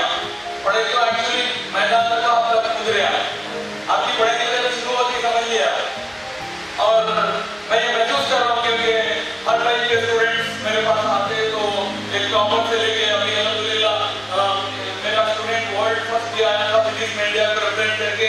राइट नाउ मेरा एक स्टूडेंट ऑल इंडिया में 3 स्टूडेंट सेलेक्ट हुए, उसमें से एक मेरा स्टूडेंट है। 10th क्लास के 3 स्टूडेंट्स ऑल इंडिया में 3 सेलेक्ट हुए फिजिक्स ओलंपियाड। तो मैं वाइस स्टूडेंट्स को भी देखा और हर नमूने के एवरेज बिलो एवरेज स्टूडेंट को मैं देखा। तो बेसिकली एक चीज मैं बहुत करके बताना चाह रहा हूँ, खास करके हमारे बच्चों में ज्यादा अहमियत रखती है, इसलिए मैं बोलना चाह रहा हूँ। बेटे हैदराबाद एक बहुत अच्छा शहर है, यहाँ पढ़ने का माहौल है तुम्हारे लिए। किस्मत वाले तुम कि तुम्हें यहाँ ऐसा माहौल मिलता है जहाँ तुम रात के 2 बजे उठ के पढ़े तो तुम्हारा कोई गला नहीं पकड़ता, पढ़ने का माहौल है यहाँ। लेकिन अफसोस इस बात का है कि उस माहौल का फायदा नहीं उठा रहे, हम फायदा नहीं उठा रहे, हमारे बच्चे पूरी तरह से फायदा नहीं उठा रहे। मैं एक सिंपल एग्जाम्पल देता हूँ। मेरे पास नारायणपुरा एरिया में मैं ट्यूशन पढ़ाता हूँ, वहाँ पे जब बच्चे पढ़ने आते हैं तो तकरीबन माँ बाप अपने ऑटो में लेके आते बच्चों को, या बच्चे बस से आते हैं या कार से माँ बाप ड्रॉप करके आते, माँ बाप पिक करके आते, वक्त माँ बाप दे दे अपना, they spend time on kids. लेकिन हमारे पास अगर मैं ट्यूशन खोलने की कोशिश कर रहा हूँ तो 25 बच्चे आते हैं, उसमें से 20 बच्चे बाइक पे आते हैं। 10th क्लास में बाइक ले लेते हैं बच्चे, एक बच्चे की बाइक 80,000 90,000। बेटे ये बाइक लेने का छोड़ दो, इंटरमीडिएट के बाद बाइक लो तुम। सलमान एक यूनिवर्सिटी का बच्चा था, 9 रैंक लाया मेडिसिन में, उसके वालिद साहब बाइक दिला सकते थे, नहीं दिलाए। ऑटो में आके पढ़ा, 9 रैंक लाया, उसके बाद कार दिलाया, कार मिली लेकिन सही वक्त में मिली। अगर गलत वक्त में बच्चों को बाइक दिलाती है तो बच्चे पढ़ रहे नहीं, बाइक लेके घंटी बैठ जाए। ये माँ बाप को एहसास होना चाहिए, ये बच्चों को एहसास होना चाहिए, वो है तुम्हारी जिंदगी खराब करने वाली बाइक और सेल फोन, उसको सही वक्त में दिलाना चाहिए ताकि उसका फायदा हो, नुकसान नहीं। मेरे को याद है, इसलिए बोल रहा हूँ मैं, एक स्टूडेंट 2003 में मेरा एक टॉक ऐसी सियासत का ऑडिटर में हुआ था। वो टॉक सुनने के बाद वो इंस्पायर हो गया, अपने बच्चे को शर्मा फाउंडेशन कोचिंग डालने डाला होता है। अच्छा पढ़ रहा था बच्चा, मेहनत कर रहा था। मेरे एक स्टूडेंट जो IISc बैंगलोर से MBA कर चुके और फ्रॉम यूनिवर्सिटी में प्रोफेसर है, वो मेरे स्टूडेंट उनको डांस पढ़ा रहे थे और मैं शर्मा में भी ज्वाइन कराया। अच्छी मेहनत चल रही थी, इतने अच्छे वाले, इतना इंटरेस्ट मगर बाहर रहते नहीं आ रहे थे। जब उन्हें देखा कि बच्चों के पास क्लासमेट के 10 के पास बाइक है, उन्हें बाइक ले लिया। बस वो बाइक लेते थे, उसकी पॉइंट यहाँ से फ्री हो गई, 2 स्टिकर बाइक को, 2 स्टिकर उसको। उसके बाद उसकी जिंदगी IIT से दूर हो गई, उसको IIT सीट नहीं हुई और उसके वालिद बाद में बोले मेरी एक गलती थी, उसको भाई गलत टाइम पे दिलाना, मैं 2 साल और सबर करना था, बच्चे से दूर था, मोहब्बत में दिला दिया खरीद करा, तो ये मेरी गलती हुई थी, वो दोनों एहतराम करे। ये मैं 10 साल बाद आपके सामने शेयर कर रहा हूँ, शायद मेरा माँ बाप नहीं है याद है, लेकिन बच्चों से शेयर कर रहा हूँ। बेटे तुम अपनी जिंदगी बाइक के जरिए बर्बाद ना करो। वही जागृति हमारे बच्चों को और मेजर प्रॉब्लम का मैं बताता हूँ। कम से कम तेलंगाना और आंध्र प्रदेश मिला के जब की बात कर रहा हूँ, 1 साल 2 साल पहले टोटल नारायण चैतन्य जो कॉर्पोरेट कॉलेजेस हैं हमारे बड़े बड़े, उन कॉलेजेस के 4 से 5,000 बच्चे, अराउंड 4,000 बच्चों को उन्होंने 9th क्लास में इंटरमीडिएट सेकेंड ईयर का कोऑर्डिनेशन से पढ़ा देते, कंप्लीट हो जाता। IIT के टॉप लेक्चरर पढ़ाते उसको, IIT के टॉप लेक्चरर 9th क्लास में इंटरमीडिएट खत्म कर देते। अगर आपको डाउट आ रहा तो नल्लाकुंडा पे जाके आदर्श स्टूडियो पे जाके खाली नारायण के 8th क्लास से बुक्स दो बोलो, नारायण के 8th क्लास से बुक्स दो बोलो, उन्हें कोऑर्डिनेशन ये मोटे मोटे रद्दी कर ले, वो 8वीं जमात के बोलो, बड़े बड़े दुकान लेके डब्बा पैक करके आपको 7,000 रुपए दो बोलो। मतलब वो लेवल पे पढ़ाई हो रही है और वही बच्चे टॉप IIT रैंक वो सब ला रहे। मैं ये नहीं बोलूं कि हर वो सिस्टम का खाया जो वो कर रही, अगर गलतियां हैं वो उसकी बात अलग करेंगे, अलग प्लेटफॉर्म पे करेंगे, बट मैं ये बताना चाह रहा हूँ कि फाइनली वो बच्चे रैंक ला रहे, तो वो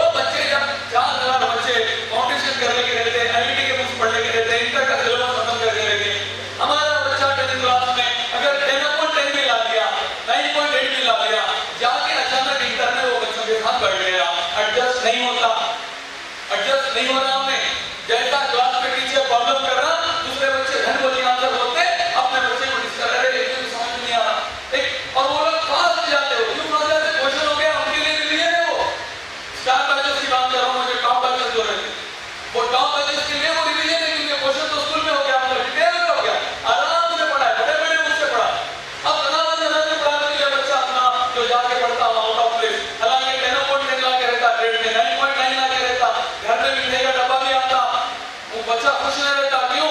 उन्हें सोचता मेरे को क्लास में समझ में नहीं आ रहा, तो बच्चे आंसर बोल रहे और मेरे घर में गाने का वाला है तो डब्बा ला के दे रहे, बैठने का बेटा अच्छा है करके रिश्तेदार दावत दे रहे, उन्हें दिल में परेशान रहता। उन्हें जिस दिन वो हालत में कॉलेज गया, उसकी जिंदगी का पहला फेलियर उसको आप दे दिए। उस दिन वो बच्चा डिस्करेज हो गया, उन्हें ये महसूस कर लिया कि मेरे से दूसरे आगे मैं पीछे हूँ। वो चीज आप तोहफे में दे दिए, उसके बाद उन्हें कॉलेज में एडजस्ट नहीं होता, 2 साल उसके बर्बाद, उसके बाद उसकी जिंदगी बर्बाद। वो 85% आदमी रोड पे नहीं रहना, घूम रहे बोले नहीं, बच्चे लोगों में और एक बच्चा हो जाता। इसका सोल्यूशन क्या है? इसका सोल्यूशन मेरे ज़हन में यह आया, कोशिश करें तो सोचा तो कि भाई अपन 4 साल का सिलेबस इंटर का तो 2 महीने में कंप्लीट कर नहीं सकते, तो फिर हमारे बच्चे माहौल में मोटिवेट कैसा होना? एसएससी एग्जाम के बाद छुट्टियां आते हैं कॉलेज खुलने के 40-50 दिन, पूरा सिलेबस तो नहीं पढ़ा सकते, कम से कम फिजिक्स के 2 चैप्टर, केमिस्ट्री के 2 बड़े चैप्टर, मैथमेटिक्स के 2 बड़े चैप्टर को डीप समझा के कॉन्सेप्चुअली डिटेल में पढ़ाइए। छुट्टियों में घूमने के बदले आधा दिन बेटा रिश्तेदार को दो, आधा दिन पढ़ो, 1 घंटा इस्लामी माहौल पढ़ो, 1 घंटा लैंग्वेज सीखो, उर्दू सीखो, ये सीखो, लैंग्वेज सीखो। बहुत क्या होता है बाद में, अब मालूम नहीं होता, जब मैं कितनी तकलीफ हुई लैंग्वेज की वजह से, बड़ी मुश्किल से थोड़े उर्दू दोस्त हैं बोल के बोलते थे करो,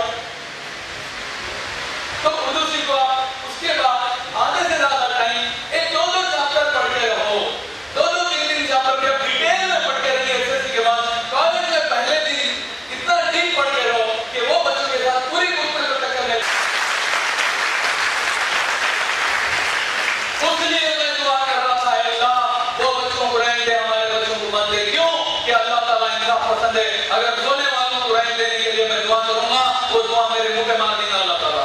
मैं ये दुआ जरूर कर सकता हूं अल्लाह से, अल्लाह ये मिल्लत को भी मेहनत करने वाला बना, ये माँ बाप को भी जिम्मेदार बना, ये माँ बाप को भी कुर्बानी देने वाला बना, ये बच्चों को सुबह उठने वाला बना, तकलीफ जागने वाला बना।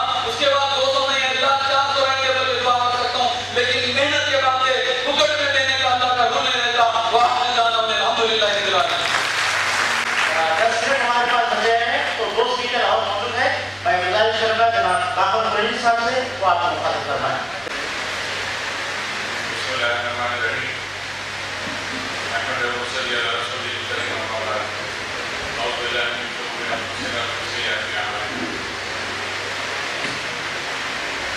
I'm really thankful and grateful to the Dalton Federation, to Private Schools Organization, who has invited me to share some of my thoughts and experiences with you. Although I was given 45 minutes in the beginning, the time straight has gone so much that I think it was reduced to 10 minutes. Okay. So, Brother Bashir has extended for another 5 minutes, 15 minutes.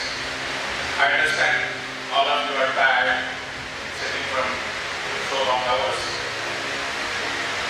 First of all, at the outset, I am really motivated myself, and I was enjoying the talk of the last speaker, Mr. Salim. It is the read of the hour. This message also I have been delivering. The last minute presentation in the Siyasat was also similar to what he was telling. One important thing, all of us should realize.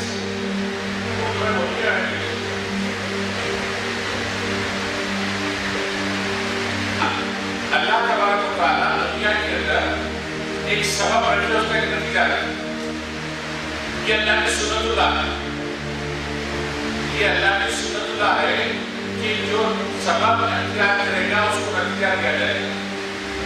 सबब ये है, क्या सबब है? पानी, प्यास हुई, प्यास को बुझाने के लिए अल्लाह ने पानी को रखा। आपको प्यास होगी तो प्यास को बुझाने का सबब अल्लाह ने पानी को रखा। अल्लाह की सुन्नतुल्लाह है, पूरी दुनिया के अंदर अल्लाह का निज़ाम चल रहा है। इसमें तब्दीली नहीं होती, बिल्कुल तब्दीली नहीं होती। जैसे औलाद का पैदा होना है, एक तरीका अलग रखे। अब ये औलाद के पैदा होने के लिए तरीका जो अलग रखा उसको सुन्नतुल्लाह कहते हैं। इस्तिस्ना मरियम अलैहिस्सलाम, ईसा अलैहिस्सलाम और जो पैदाइश की इस्तिस्ना सुन्नतुल्लाह है। सुन्नतुल्लाह ये है कि दुनिया में होंगे तो असबाब का इख्तियार करना अशद जरूरी है, और जो जिस तरीके से सबब को इख्तियार करेगा वो उसको उसका नतीजा मिलेगा।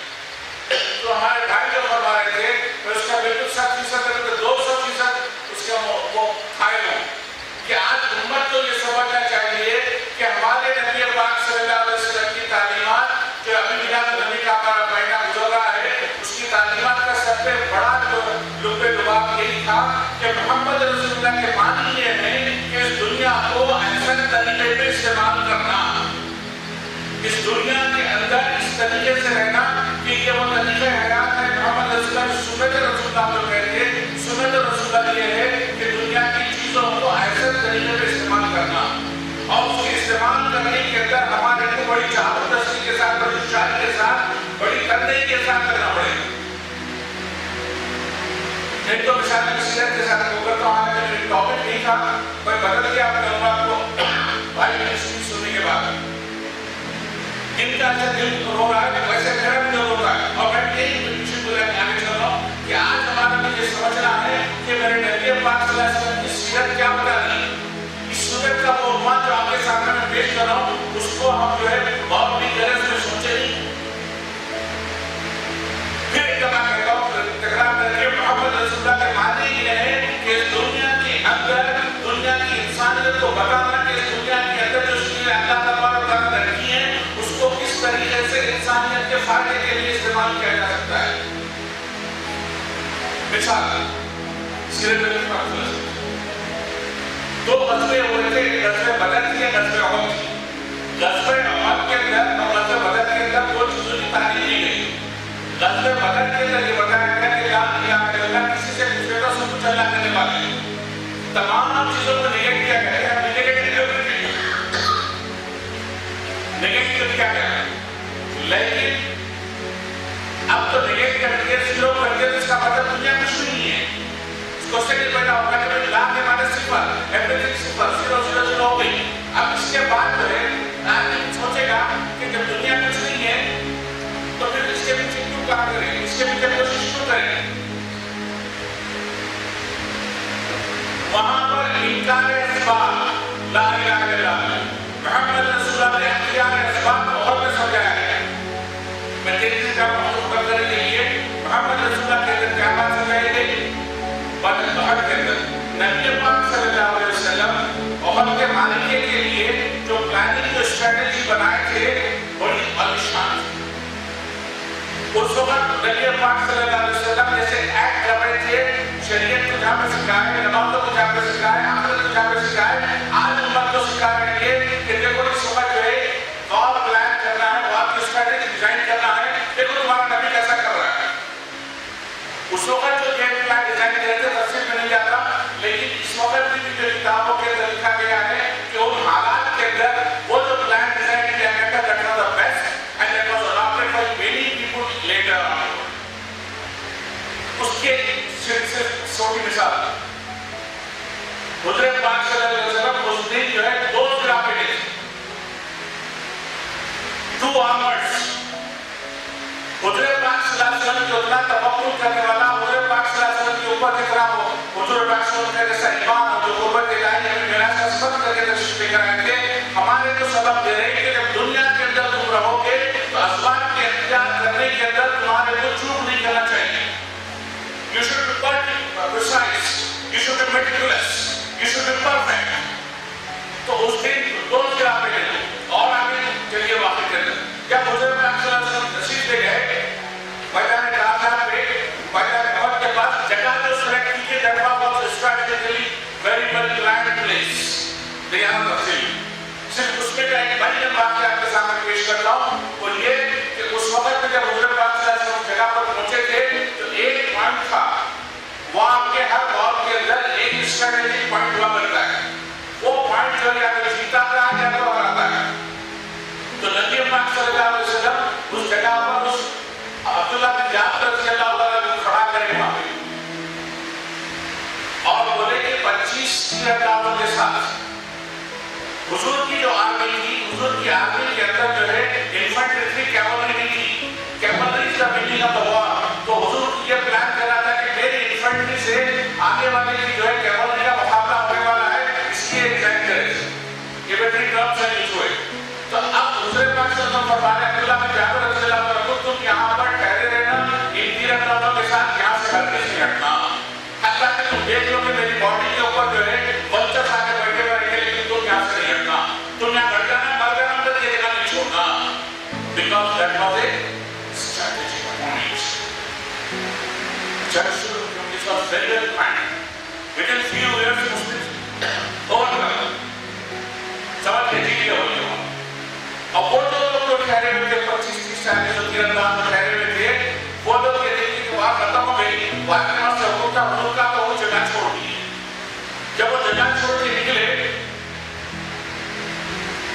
अब्दुल्लाह बिन जाबिर रज़ियल्लाहु अन्हु चीख रहे शिकार और मत निकलो मत हटो यहाँ से मत निकलो मत हटो हुजूर का हुक्म सर चले गए लेकिन अब्दुल्लाह बिन जाबिर अकेले ठहरे रहे हुजूर की फरमान हुआ क्या नतीजा उसका नतीजा ये हुआ कि वो दूसरा कमांडर उस वक्त का जो सबसे बेस्ट कमांडर था वो एनिमी क्या करता था नाम क्या था वो बोलिए क्या नाम था उसका वो एनिमी क्या था जो कमांडर का क्या नाम था उसका खालिद बिन वलीद रज़ियल्लाहु अन्हु उस वक्त तक मुसलमान नहीं हुए उनकी नजर भी उसी पॉइंट पे थी He was also targeting that same point from behind the mountain of Uhud. वो ये देख रहे थे कि जिस वक्त ये पॉइंट के ऊपर से निकलेंगे लोग यहाँ पे तीरंदाज ठहरे हुए हैं मैं देखिए अपने जर्मनी के साथ घोड़सवारों के साथ जाऊंगा तीरों की बारिश होगी और जो है मेरा पूरा जो बटालियन एनिमेट हो जाएगा तो वो भी उस पॉइंट के ऊपर ठहरे हुए देखते हुए जैसे ही तीरंदाज वहां से निकले खालिद बिन वलीद अपने घोड़ों के साथ नक्शा का बदल दिए उस वक्त में अबू बकर भी है उस वक्त में उमर भी है उस वक्त में तलहा भी है उस वक्त में हमजा रज़ियल्लाहु अन्हु शहीद हो गए इसी वजह से हुए कि वो एक स्ट्रेटेजिक पॉइंट जो था जिसको होल्ड करना था अल्लाह ताला ने सूरत के जिसने उस पॉइंट को होल्ड किया वो जीतेगा ये सबक था दोनों की नजरें थी मुसलमान वो पॉइंट को छोड़ दिए और ना उस पॉइंट को पकड़े और वहां से जो है एक और एक मिसाल आपने के बात को जिस तरफ ले जा रहा हूँ कि हुज़ूर पाक सल्लल्लाहु अलैहि वसल्लम हिजरत का सफर कर रहे हैं किसका हिजरत का सफर कर रहे हैं जब हिजरत के लिए हुज़ूर पाक सल्लल्लाहु अलैहि वसल्लम तशरीफ ले जा रहे हैं तो क्या करें it was planned very well planned अब क्वेश्चन मेरा यही है अपने तमाम अफराद से कि क्या हुज़ूर पाक सल्लल्लाहु अलैहि वसल्लम को अल्लाह का तवक्कुल नहीं था क्या हुज़ूर पाक सल्लल्लाहु अलैहि वसल्लम बदर में फरिश्तों को उतरते हुए नहीं देखे थे और क्या अल्लाह ताला ने मदद को नहीं मालूम हुज़ूर पाक सल्लल्लाहु अलैहि वसल्लम लेकिन अल्लाह के नबी पाक सल्लल्लाहु अलैहि वसल्लम बता रहे हैं कि मेरी सुन्नत और सीरत ये है कि दुनिया के अंदर असबाब को अख्तियार करना सिर्फ असबाब को अख्तियार करना बल्कि उनके असबाब के अख्तियार करने के अंदर मेटिकुलस स्क्रूटनस होना जरूरी है उस दिन रात में जब हुज़ूर पाक सल्लल्लाहु अलैहि वसल्लम जब निकलने का प्लान करेंगे जिस जगह पे हुज़ूर पाक सल्लल्लाहु अलैहि वसल्लम आराम फरमाते थे वहां पर नबी पाक सल्लल्लाहु अलैहि वसल्लम सुलाती उसको अली रज़ियल्लाहु अन्हु बाहर से कमरे वाले जो घेरा करे हुए थे घर का वो इस मुबालते में आ गए इस खुशबे में आके हुजूर आराम फरमा रहे हैं हम फिर सुबह में जब मुस्लिम के ऊपर हमला करेंगे ये तो अभी आराम कर रहे हो मगर वहां पे सो रहे कौन हज़रत अली रज़ियल्लाहु अन्हु क्योंकि फर्स्ट नजर थे दूर से देखने में उनकी शबात वैसी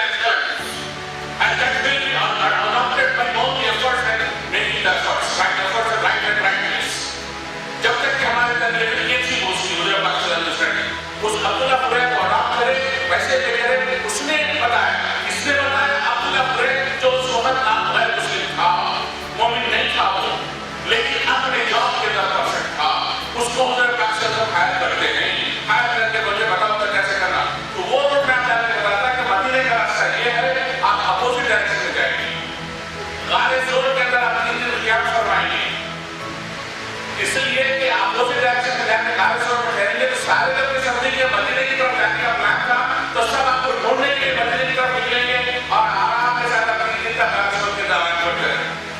न सिर्फ ये बल्कि वो जो रास्ता था रास्ते पर जाने के लिए उस वहां पर जो है अबू बकर सिद्दीक़ रज़ियल्लाहु अन्हु के गुलाम से हुक्म किया गया कि आप बकरियों को चराते हुए आना।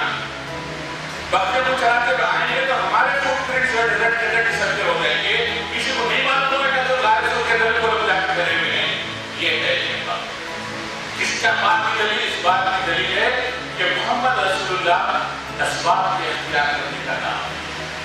इंफॉर्मेशन सेंटर एस्टैब्लिश करे, आईटी सेंटर एस्टैब्लिश करे कि वहां पर 3 दिन तक हम रहेंगे अब्दुल्लाह फुरै के साथ में, उसके गाइडेंस के ऊपर।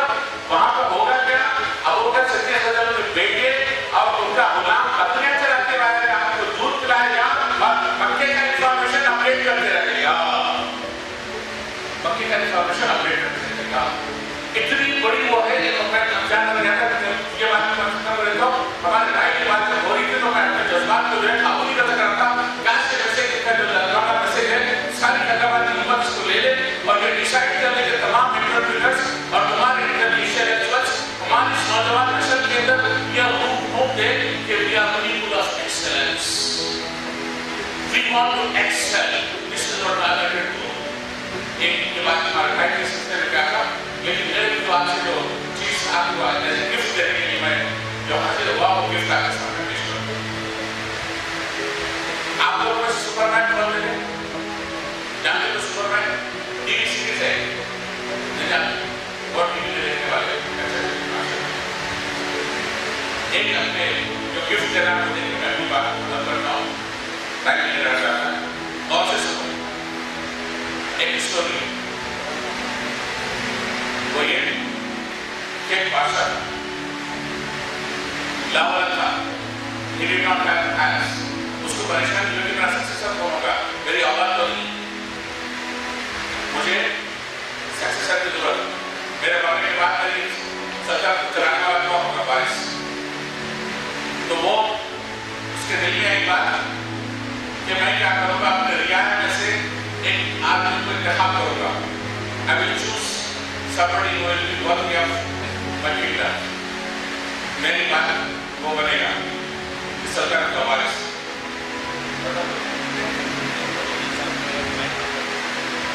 तो मैं कह रहा था कि उसने डिसाइड किया कि आप जैसे जितने नौजवान हैं, लड़के हैं, उस सबको अपने महल में इन्वाइट किया, इन्वाइटेड।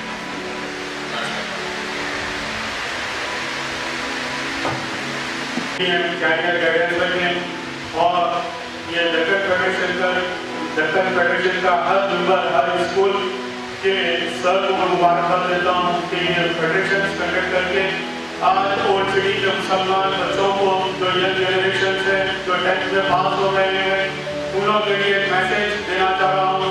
अक्सर बच्चे और बच्चों के पेरेंट्स को यही मालूम होता है 10th कर लिए उसके बाद हम इंटर करेंगे, चाहे CEC में MPC, BPC ये 3 ऑप्शन ही मालूम, उससे हटके आप लोगों को कुछ भी नहीं मालूम। बच्चे अपने फ्रेंड्स जाके कोई CEC में ले लिया, हमने भी जाके वो कॉलेज में CEC ले लिए, कोई बच्चे क्या करना MPC ले लिया तो हमने वो MPC ले लिए। आप लोगों को मालूम होना चाहिए गवर्नमेंट से कई ऐसे कोर्सेस हैं जो प्रोफेशनल कोर्सेस हैं, जो टेक्निकल कोर्सेस हैं, जो मेडिकल कोर्सेस हैं, वो करते ही साथ ही 10+2 करते साथ ही आप अपने पैरों पे एक फाइनेंशियली सपोर्ट भरपूर कर सकते हैं और आगे स्टडीज कर सकते हैं। आपका ये टेक्निकल प्रोफेशन करने से आपका एजुकेशन वहीं स्टॉप में होता और हायर स्टडीज की तरफ भी आप लोग जा सकते हैं। जैसा कि फॉर एग्जाम्पल 10th अगर आप पास करिए तो आप लोगों को वोकेशनल के कई कोर्सेस हैं, medical technician, X ray technician, physiotherapy, nursing, orthopaedic technician वगैरह कोर्सेस हैं। इसी तरह से नॉन मेडिकल में computer science and engineering, construction technology, computer graphic animation और कंप्यूटर ग्राफिक एनिमेशन और pre primary school teacher study courses, ये कोर्सेस आप 10th के बाद कर सकते हैं। ये कोर्सेस गवर्नमेंट के हैं और कई ITI कोर्सेस हैं, कई क्या पॉलिटेक्निक कोर्सेस हैं। आप लोग इस तरफ भी रुझान दीजिए, जो प्रोफेशनल कोर्सेस रहेंगे वो आप लोगों का फ्यूचर, जैसा कि आप ITI पॉलिटेक्निक करेंगे तो इंजीनियरिंग के लिए जाने लैटरलिटी नहीं होती।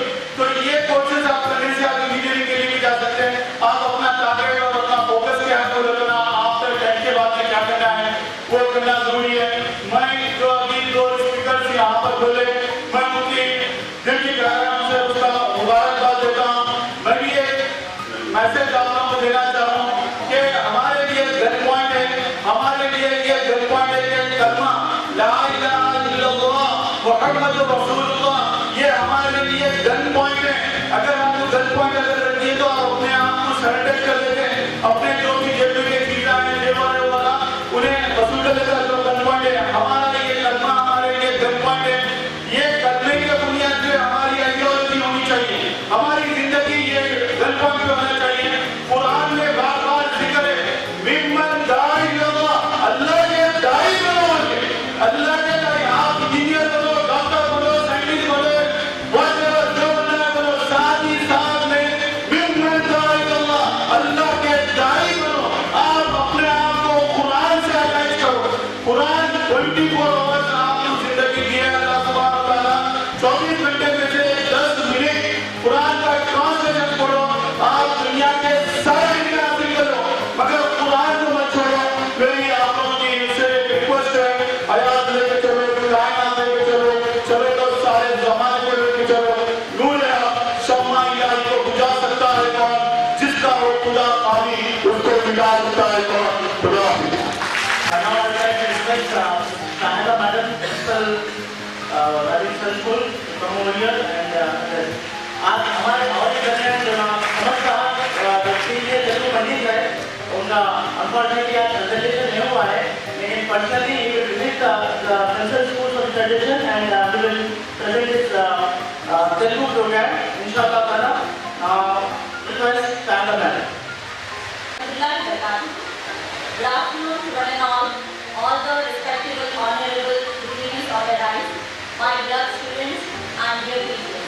It's really a proud pleasure for us to be part of this seminar today. आज बहुत खुशी का मौका है कि हमारे लिए इतना अच्छा सेमिनार ऑर्गेनाइज किया गया है। I think from all the part of the students, I would like to say कि बहुत अच्छा magnificent seminar it is.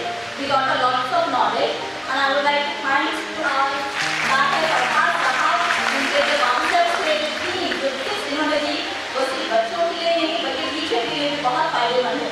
We need to understand how we should make the students retain this in their mind. And from this Sahib Sahab, the tips and the view expressed by the grandkids and mother, जो उन्होंने story सुनाई एक माँ की और grandkid की, that is a very good determination for us, inspiration for us. आज वाकई कोई ऐसी माँ नहीं है जो अपने बच्चे को तकलीफ देना चाहे। शायद सभी के दिल में है कि मेरा बच्चा आगे बढ़े, एक मुकाम पे पहुंचे, मगर वो दर्द अपने बच्चे का सह नहीं सकती। लेकिन ये जरूरी है, आज अगर माँ आगे बढ़ेगी उसके पीछे उसके बच्चे भी आगे बढ़ेंगे। डिटर्मिनेशन था पुराने जमाने में गांधी जी का। अगर गांधी जी ये नहीं सोचते कि आज़ादी दिलानी है तो आज हम कोई आज़ाद नहीं होते, हम सब अंग्रेजों की गुलामी कर रहे होते। आज हम आज़ाद हैं क्योंकि उन फ्रीडम फाइटर्स की वजह से जिन्होंने इतनी लाठियाँ खाई, उनके सीने शहीद हो गए हैं बंदूक की गोलियों से, फिर वो आगे बढ़े, हमें आज़ादी दे। तो आज हमारे पास क्या डिटर्मिनेशन है? We always get disappointed. These two D's are very most important in our life. First D is determination and another D is disappointment. Disappointment नाउमीदी कुफ्र है। आप मानते हैं इस बात को? हमें कभी नाउमीद नहीं होना चाहिए। तो हम डरते हैं अपनी जिंदगी में आगे बढ़ने के लिए, मगर हमें इसका मुश्किलों का सामना करना चाहिए, आगे बढ़ना चाहिए। I would like to say one of the things, new city, हमेशा न्यू सिटी कहा जाता है। हम ओल्ड सिटी है, क्यों है बच्चों हम old city? Can anyone reply me why we are the old cities? We don't have determination. We are always disappointed. Do you agree with this? अगर हम हमारे अपने आप को दूसरे बच्चों से कंपेयर करें तो we feel inferior. हम अपने आप को कम महसूस करते हैं, कमजोर महसूस करते हैं। We think we are not well educated. Why not? We have such a good organization, Egyptian Federation. They are giving us a good inspiration. I am very much glad to hear all the inspirational words from them. अगर इस तरीके से हमारा Egyptian Federation हर साल बच्चों में इस inspiration बढ़ता रहे तो मैं जानती हूँ, ये उम्मीद करती हूँ कि हमारे ओल्ड सिटी के बच्चे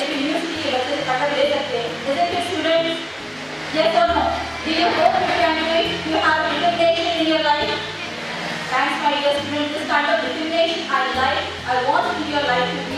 I'm very much thankful to all the dignities celebrated on the stage who are giving such important and wordful suggestions to us. Last, I would like to conclude my speech with saying like, हमारी नई शुरुआत है CCE pattern we are doing, that is continuous comprehensive evaluation. What is this? Very much different.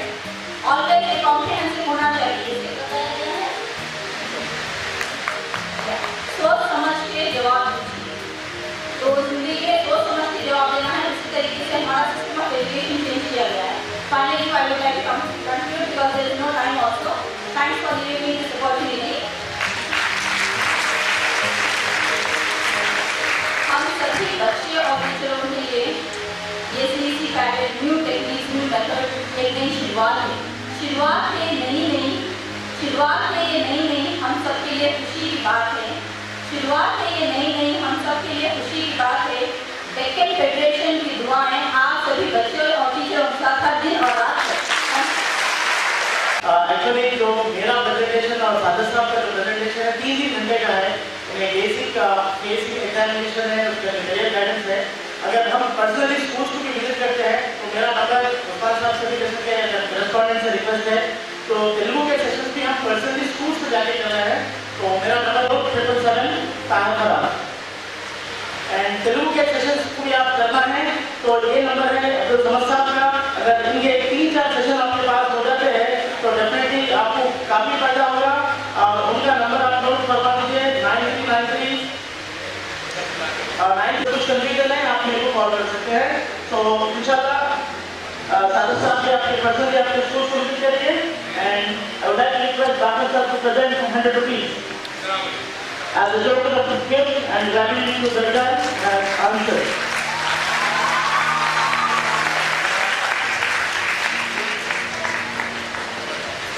ये जो है वो लड़का जो है ऑनेस्ट था और उससे सही वो जो है ट्रूथफुलनेस और ऑनेस्टी सिखा दिया. तो हमारे डॉक्टर साहब ने जो है टोकन प्राइज दिया है. मैं उनसे ही दरखास्त करता हूँ कि वो बच्ची क्या है.